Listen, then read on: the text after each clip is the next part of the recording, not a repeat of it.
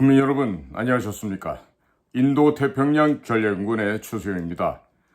오늘 제가 급히 여러분들께 전달해야 될 이야기는요, 현재 북한이 처해 있는 상황, 그리고 얼마나 심각한 내부적인 동요 사태가 지금 전국적으로 발생하고 있음을 국민 여러분께 전달해 드립니다. 특히나 국정원에서 저희 방송을 모니터를 아직도 하고 있다라면은 여러분들 후배님들은 꼭 이 부분을 정리를 해서 그 멍청한 그 지휘부에게 꼭 전달하기 바랍니다. 자, 오늘 제가 전해드리는 북한 내부 사정 제목은 이대로 죽을 수는 없다. 개혁 개방만이 살 길이다. 북한 상층부 공산당원들도 한 목소리 합창을 하고 있는데 기회를 살리지 못하는 한국 정부, 구체적으로 국가정보기관이라고 해야 되겠죠. 자, 국민 여러분, 현재 우리 대한민국에서는 국정원 요원들도 중국에 파견 나가서 활동을 하고 있죠. 외교부 성원으로 해서 되어 있습니다만은 대개가 우리 국정원에서 나온 애들은 저쪽 애들이 다 알아요. 왜 아느냐? 국정원에 이미 중국 방첩기관에 포섭된 자들이 있기 때문에 다 알 수밖에 없어요. 필요 가능한 인원들, 중국에서 뭐 유학을 했거나 연수를 했거나 혹은 중국에 파견 경력이 있던 자들, 아마 인적 데이터베이스가 중국의 방첩기관에서 가지고 있을 거예요. 그러니까 뭐 훔치고 뛰고 뭘 해도 중국 방첩망의 그 방첩망을 벗어내기가 쉽지 않죠. 자, 마찬가지로 북한 애들도 중국에 걔네들의 그 공작 요원들을 보냅니다. 왜 보내느냐? 가장 중요한 일은요, 중국 정권에서 북한 수뇌부 제거, 암살 동향 여부를 파악하는 일입니다. 즉, 중국 내에서 중국 공산당이나 중국의 공작기관, 예를 들면 안전부, 총참모부, 혹은 통전부, 뭐 이런 곳곳이 되겠죠. 뭐는 뭐 당대외 연락부라든지 이런 곳에서 과연 중국 내부에서 북한을 어떻게 바라보고 있느냐. 그러니까 가장 중요한 핵심 동향이 중국에서 북한의 독재 권력자인 현재로 치면 김정은이죠. 김정은과 그의 가족들에 대한 살해 여부, 제거 여부, 이런 것들을 파악하는 것이 가장 중요한 목표라 하겠습니다만은 중국 안전부나 또 다른 공안부, 총참모부 이런 데서 어떤 조직입니까? 이런 것들이 북쪽 아이들이 쉽게 파악해 갈 수 있도록 대문을 활짝 열어놓겠습니까? 현재 지금 들려오는 얘기는 중국 국가안전부에서도 그동안 대사관 직원이라 그러면서 거짓말로 왔었던 북의 보위성 여러분, 또 통전부 여러분 가운데 중국 내의 첩보 수집을 담당했던 소위 말하는 비밀 공작 요원들의 명단이 이미 파악이 됐다는 얘기겠죠. 대한민국에서 나간 애들도 파악을 다 하고 있는데 북한에서 나온 아이들 파악을 못했겠습니까? 자, 그러니까 이제 북쪽 애들이 중국 대륙 안에 발을 들여놓는 것조차 이제 힘들어진 것이 아닌가 이렇게 생각이 됩니다. 왜 그러냐? 이미 중국 방첩기관에서 북한 요원들에 대한 명단을 다 파악하고 있고 그들의 움직임이나 또 그들이 목표로 하고 있는 대상이 어디라고 하는 것을 다 알고 있는 것이죠. 거기다가 최근에는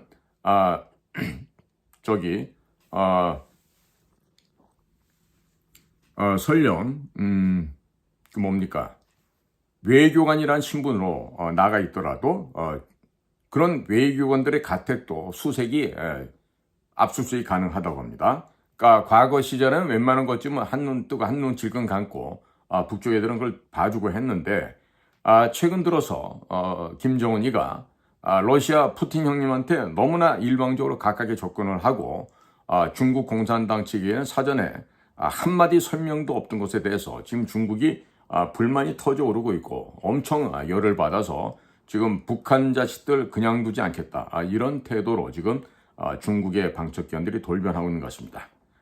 그럼에도 불구하고 중국에서 보내주는 원유는 압록강을 건너서 지금도 북으로 전달이 되고 있는데 의주 옆에 있는 안주시 100마리에서 현재 원유를 가공 처리하고 있습니다. 그런데 중국에서 보내주는 원유가 너무나도 저질이고 내부에 파라핀 성분이 많아서 좋은 기름을 분류해서 쓰기는 매우 어렵다 그럽니다. 그래서 이 안주에 위치한 이 석유 분해 공장에서는 남흥화학이라고 하는 공장인데, 이 남흥화학에서는 플라스틱이나 비닐 등을 추출해서 쓰고 있다고 합니다. 대비되는 동해안의 흥남에 있는 공장은 질소 비료 공장인 반면에 남흥에 있는 이 남흥화학 공장은 요소 비료를 생산하는 곳으로서 이 요소를 생산할 때 원유에서 추출되는 가스가 추가로 필요하다고 합니다. 해서 안주에 있는 100마리에 있는 그 원유 나프타를 분해하는 거죠. 그 공장 옆에 남흥 요소 비료 공장이 위치하고 있습니다. 자, 그런데 지금 북에서 며칠 전에 그 군사정찰 위성을 쏘아 올렸다가 1단계에서 실패를 했죠. 그런데 러시아 측에서 보내주는 포탄이나 미사일에 대한 그 불신이 너무나 강하게 대두가 되어서 이제는 더 이상의 식량 지원 조달은 없고, 이번에 그 군사정찰 위성용으로 촬영 장비 3세트, 3대를 주고 더 이상의 식량 지원은 없다고 합니다. 즉 포탄의 대가로, 미사일의 대가로 보냈지만 러시아에 대한 신용 불량이 되어서 신용이 추락하는 바람에 일체 추가적인 식량 공급이 없다. 이로 인해서 지금 식량 사정이 그야말로 극심한 상황에 이르고 있다, 이런 말입니다. 자, 그래서 러시아가 지금 북한산 무기를 믿지 않게 되니까 중국에서 1차 가공한 포탄, 1차 가공한 미사일을 들여다가 이것들을 완제품으로 만들어서 러시아로 수출하고 있는데, 지난번 1차적으로 보내서 불량이 났던 포탄이나 미사일은 전부가 다 북한산 제조인 반면에 요즘에 다시 재수출되고 있는 것들은 중국에서 1차 가공해서 이것을 북한 내에서 최종 완성한, 소위 말해서 반완제품을 들여다가 완제품을 만들어서 지금 러시아로 수출하고 있다, 이런 얘기입니다. 그래서 지금 북한의 내부 사정은요, 지금 벽서, 삐라 이런 것들이 지금 난무하고 있다고 합니다. 그러다 보니까 국가 보위성은 완전히 비상근무 체제로 지금 주말도 없고 하루 24시간 계속해서 비상근무를 통해서 대주민 감시 작업을 지금 강화 중에 있다 그러는데요. 이것은 결국 내부가 지금 붕괴되어 가고 있다. 지금 거의 끝모퉁이를 돌아서 이제 마지막 절벽에 떨어지기 직전까지 가고 있다, 이런 얘기가 되겠습니다. 박근혜 정권 당시 북의 보위성에 있는 직원들 15명이 김정은이를 제거하려는 작업에 동참했다가 모두가 다 몰살당하는 일이 벌어졌습니다. 그게 아마 2014년, 15년 전후로 있었는데요. 그러다 보니까 정은이도 보위성을 지금 현재는 매우 불신하고 있다고 합니다.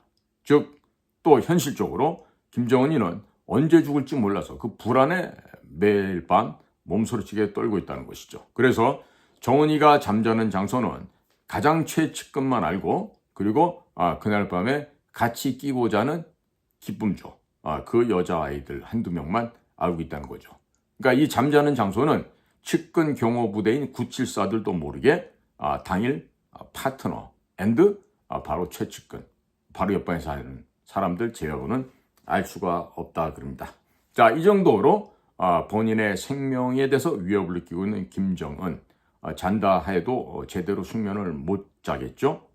자, 그런데요, 국민 여러분, 지금 전국적으로 북한 지역 내에서는 주민들이 먹을 게 없어서 아우성을 치고 지금 죽기 직전으로 좀 내몰리고 있다고 합니다. 국민들이 이렇게 기아선상에 허덕이고 있음에도 불구하고 김정은이란 자는 군량미 방출을 절대로 하지 않고 있습니다. 왜? 전쟁 때 써야 된다고 하는 목적하에 국민들이 주권을 그대로 두고 있는 것이죠. 자, 그러니까 국가 보위성이라고 하든 당 중앙 조직 지도부를 하든 모든 당 간부들이요, 그냥 자력갱생으로 자기 자신만 먹고 사는데 지금 급급해 하고 있다 그럽니다. 그러니까 당 중앙에 있는 사람들도 이렇게 힘들고 어려운데 일반의 북한 주민들은 얼마나 어렵겠습니까? 이로 필설을 다 할 수가 없겠죠.